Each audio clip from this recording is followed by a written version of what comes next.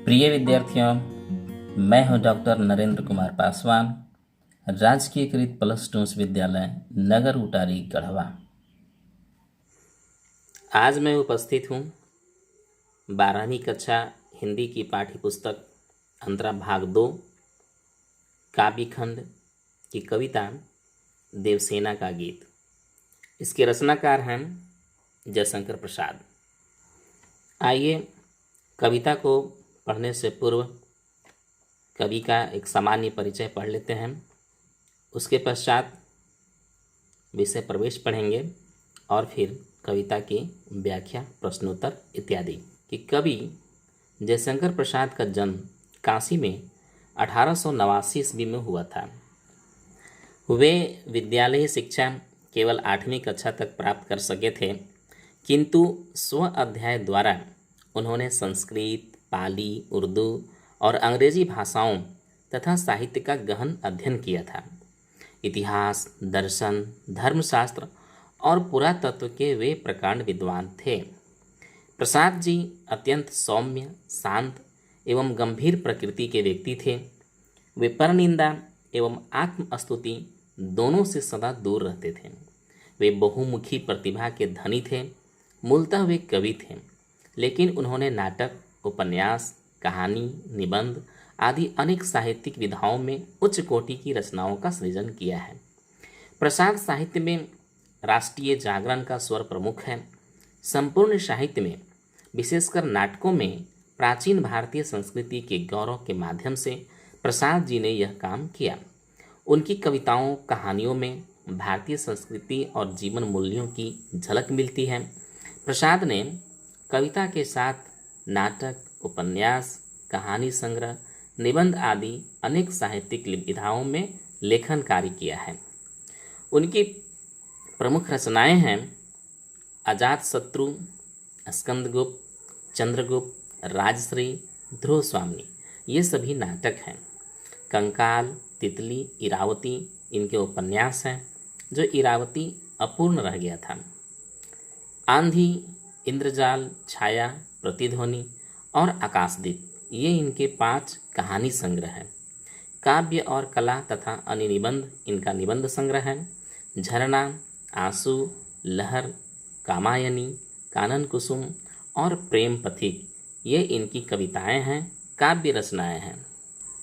यहाँ प्रस्तुत कविता जो देवसेना का गीत है, उसका विषय वस्तु पहले पढ़ लेते हैं, जिससे कविता को समझने में आसानी होगी। देवसेना का गीत प्रसाद के स्कंदगुप्त नाटक से लिया गया है।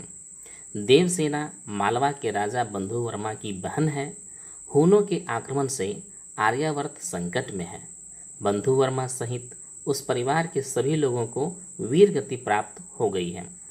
बची हुई देवसेना भाई के स्वप्नों को साकार करने के लिए और राष्ट्र सेवा का व्रत लिए हुए हैं। जीवन में देवसेना को स्कंदगुप्त की चाह थी, किंतु स्कंदगुप्त मालवा के धन कुबेर की कन्या विजया का स्वप्न देखते थे। जीवन के अंतिम मोड़ पर स्कंदगुप्त देवसेना को पाना चाहता है, किंतु देवसेना तब तक वृद्ध पर्णदत्त के साथ आश्रम में गाना गाकर भीख मांगती है और महादेवी की समाधि परिष्कृत करती है। स्कंदगुप्त के अनुनय विनय पर जब वह तैयार नहीं होती, तो स्कंदगुप्त आजीवन कुंवारा रहने का व्रत ले लेता है। इधर देवसेना कहती है, हृदय की कोमल कल्पना सो जा, जीवन में जिसकी संभावना नहीं, जिसके द्वार पर आए हुए लौटा दिया था, उसके लिए पुकार मचाना क्या तेरे लिए अच्छी बात है? आज जीवन के भावी सुख, आशा और आकांक्षा सबसे मैं विदा लेती हूँ। तब वह गीत गाती है, आह वेद ना मिली विदाई। देवसेना का गीत कविता में देवसेना अपने जीवन पर दृष्टिपात करते हुए अपने अनुभवों में अर्जित वेदनामय क्षणों को याद कर रही है। जीवन के इस मोड़ पर अर्थात जीवन संध्या की बेला में वह अपने यौवन के क्रियाकलापों को याद कर रही है। वह अपने यौवन के क्रियाकलापों को भ्रमवश किए गए कर्मों की श्रेणी में ही रख रही है और उस समय की गई नादानियों के पश्चाताप स्वरूप उसकी आंखों से आंसू की अजस्र धारा बहती जा रही है। अपने आसपास उसे सबकी प्यासी निगाहें ही दिखाई पड़ती हैं और वह स्वयं को इनसे बचाने की कोशिश करती है। फिर भी जो उसके जीवन की पूंजी है, सारी कमाई है, वह उसे बचा नहीं सकी। यही विडंबना है, यही वेदना है। प्रलय स्वयं देवसेना के जीवन रथ पर सवार है। वह अपनी द्रुतमान दुर्बलताओं और हारने की निश्चितता के बावजूद प्रलय से लोहा लेती रही है। गीत के शिल्प में रची गई यह कविता वेदना के क्षणों में मनुष्य और प्रकृति के संबंधों को भी व्यक्त करती हुई चलती है। यह आपका हो गया कविता का सामान्य परिचय, विषय प्रवेश। आइए पढ़ते हैं कविता जो जयशंकर प्रसाद द्वारा रचित है, देवसेना का गीत।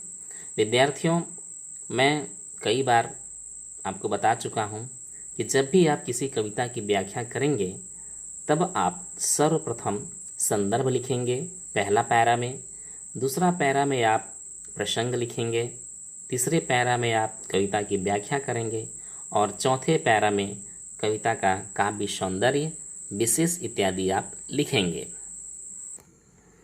आइए कविता को शुरू करते हैं। कविता शुरू करने से पहले कठिन शब्दों का अर्थ मैं जान लेता हूँ। तो 2 छंदों को आप लीजिए। सबसे पहला जो शब्द आ रहा है वेदना। वेदना का अर्थ होता है पीड़ा, विदाई, विदा होना। संचित का अर्थ हुआ एकत्रित या जमा किया हुआ। मधुकरियों का अर्थ होता है भिक्षा या भीख। एक अर्थ यह भी होता है कि सन्यासियों को दिया जाने वाला पका अन्न को मधुकरी कहते हैं। चलिए हम कविता के अनुसार देख लेंगे। श्रमकन का अर्थ हुआ पसीने की बूंदे, आंसू से, आंसू जैसे। नीरवता का अर्थ होता है खामोशी, सन्नाटा। अनंत का अर्थ हुआ अंतहीन, न रुकने वाली। कठिन शब्दों के अर्थ हो गए। कविता की व्याख्या आप करेंगे जिसमें सबसे पहले आप संदर्भ लिखेंगे। आप संदर्भ लिखेंगे, प्रस्तुत पंक्तियाँ हमारी पाठ्य पुस्तक अंतरा भाग 2 से ली गई है। पाठ का नाम देवसेना का गीत है और इसके लेखक जयशंकर प्रसाद जी हैं। वैसे यह कविता प्रसाद जी की नाटक रचना स्कंद गुप्त में मूल रूप से संकलित है। इसके बाद आप लिखेंगे प्रसंग। प्रसंग इस प्रकार होगा कि देवसेना के जीवन का संघर्ष तथा उसकी मनोदशा का चित्रण इन पंक्तियों में किया गया है। अब कविता की व्याख्या करनी है। यहाँ व्याख्या करने से पूर्व एक बात जान लेना आवश्यक है, जो मैं पहले भी विषय प्रवेश में बता चुका हूँ कि इस कविता में देवसेना जो स्कंद गुप्त से प्रेम करती थी, उसका प्रेम असफल हो गया था, क्योंकि स्कंद गुप्त विजया से प्रेम करते थे। और जीवन के अंतिम क्षणों में जब देवसेना बूढ़ी हो जाती है, तब स्कंद गुप्त उनसे मिलते हैं और विवाह का प्रस्ताव रखते हैं। ऐसी स्थिति में देवसेना विवाह से इनकार कर देती है और इनकार करने के बाद जो उसे दुख होता है, जो उसे वेदना मिलती है, उसी को इस कविता में उन्होंने व्यक्त किया है। अब आप कविता की व्याख्या देखिए। वो कहती है कि आह वेदना मिली विदाई, मैंने भ्रमवश जीवन संचित मधुकरियों की भीख लुटाई। छल छल थे संध्या के श्रमकन, आंसू से गिरते थे प्रतिक्षण, मेरी यात्रा पर लेती थी नीरवता अनंत अंगड़ाई। देवसेना अपने जीवन में की गई कार्यों को याद करती हुई कहती है कि हृदय की कोमल कल्पना सो जा, जीवन में जिसकी संभावना नहीं, जिसके द्वार पर आए हुए लौटा दिया था, उसके लिए पुकार मचाना क्या तेरे लिए अच्छी बात है? आज जीवन के भावी सुख, आशा और आकांक्षा सबसे मैं विदा लेती हूँ।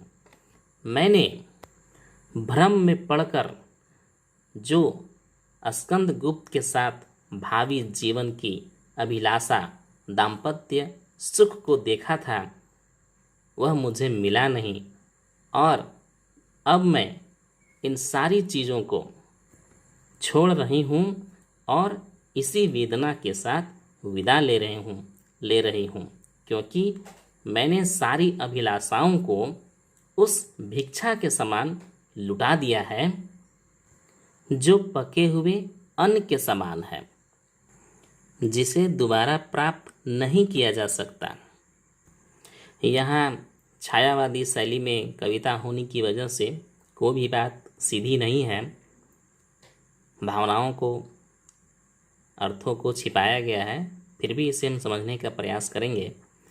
वे आगे कहती हैं कि छल छल थे संध्या के श्रमकन, अर्थात मैंने जो अपने जीवन में अभिलाषाएं देखी थी वह अब अभिलाषाएं अब समाप्त हो चुकी हैं।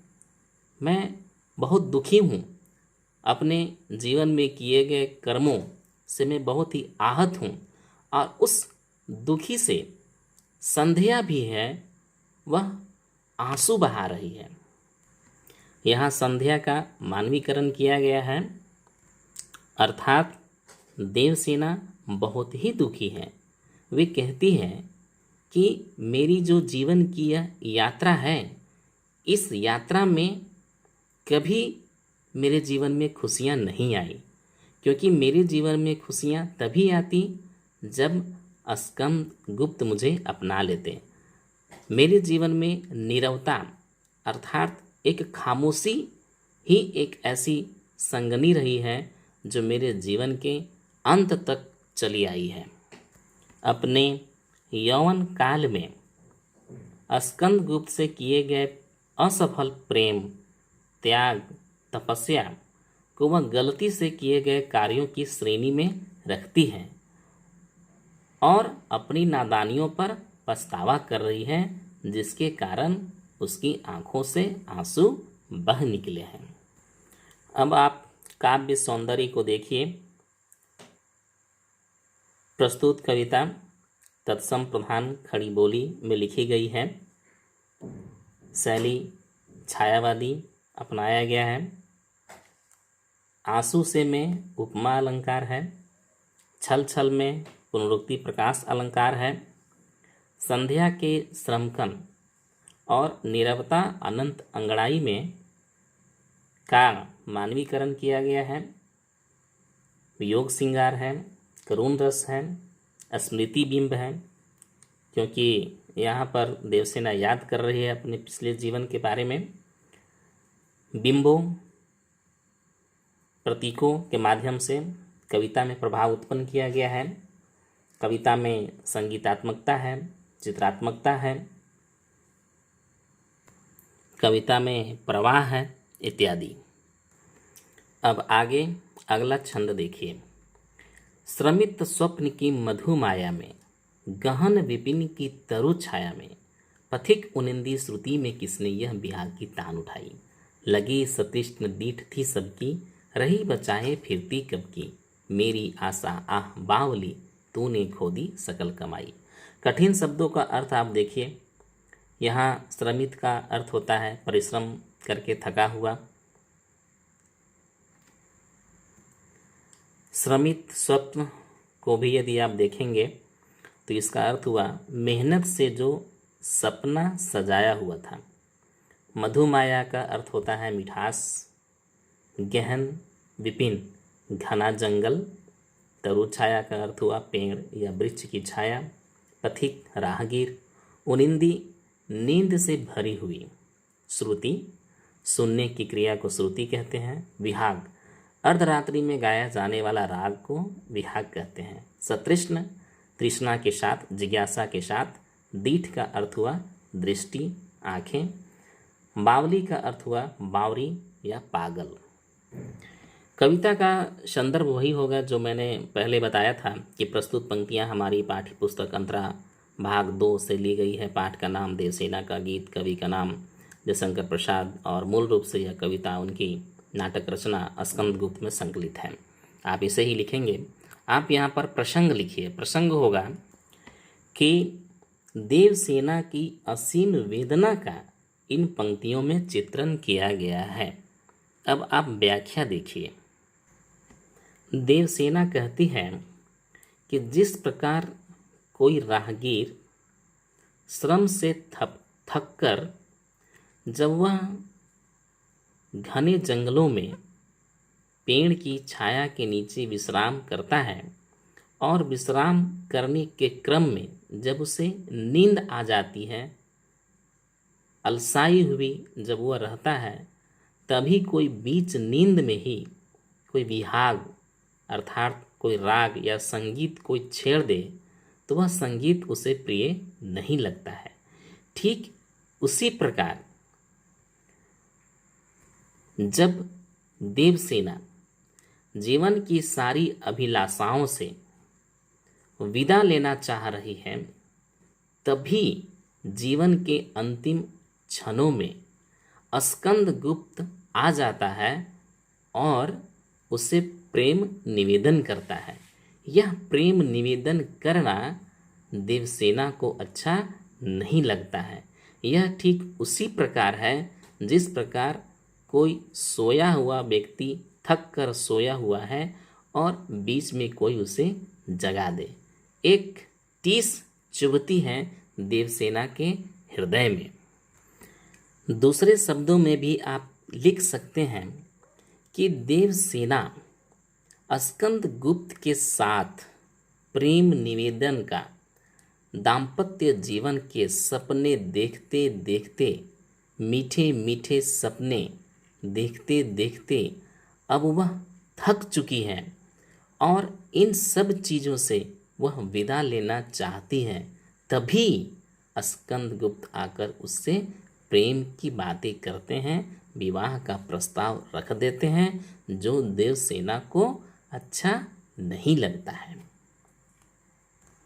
वह याद करते हुए कहती है कि जब मैं यौवन काल में थी तब मुझे लोग ललचाई दृष्टि से देखते थे, पर उन सब की दृष्टि से मैं अपने आप को बचाती रही हूँ।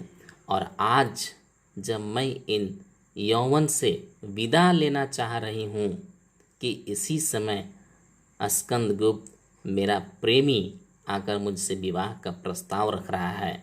मेरी आशा एक बार फिर बलवती होती जा रही है, परंतु इस आशा को मैं कहना चाहती हूँ कि मेरी आशा, तुम क्यों बावली हो रही हो, तुम क्यों पागल हो रही हो?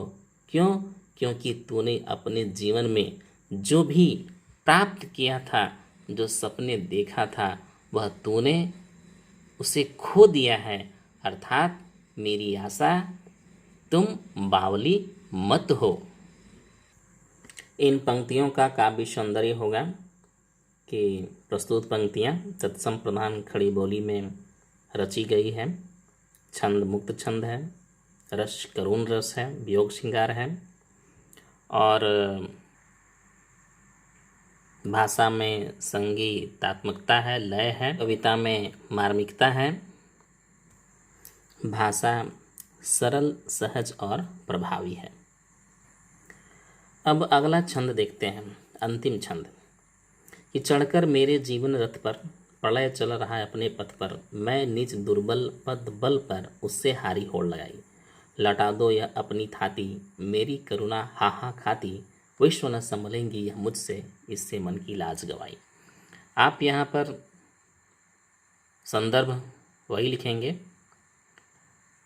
प्रसंग मैं बताऊंगा, उससे पहले आप कठिन शब्दों का अर्थ जान लीजिए।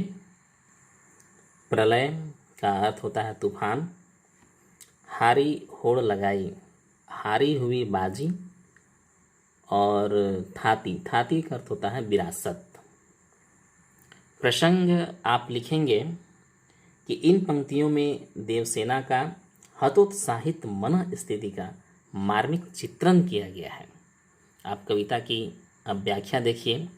देवसेना कहती है कि प्रलय अर्थात जो जीवन में असफलता रही है, मेरे जीवन में विषम परिस्थितियां रही हैं, वह मेरे जीवन में आज भी बना हुआ है और वह अपने पथ यानी रास्ते से जा रहा है और मुझे को उसने अपने में समा लिया है और मैं अपने जीवन की विषम परिस्थितियों, करुणा, दुख, प्रेम की असफलता से मैं अपने कमजोर बल यानी दुर्बल पद बल यानी मैं कमजोर हो चुकी हूँ।